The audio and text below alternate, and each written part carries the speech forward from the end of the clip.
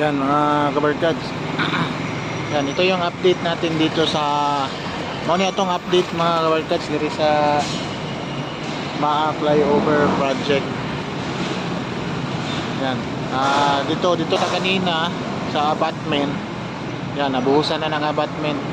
Tapos tuloy-tuloy ang pag-slab nila diri mga kabarkads. May mga trabante diri sige kuan og mga bakal.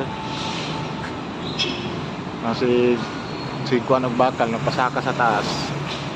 Kay nagsige ni sila gislab ron. Andito sa Tumoy, nakita na to sa drone shot is kompleto na.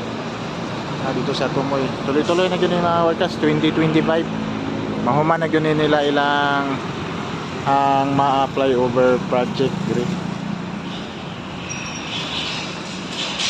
Kay marag 100% sila na narabaho karon diri sa Maa Flyover Project.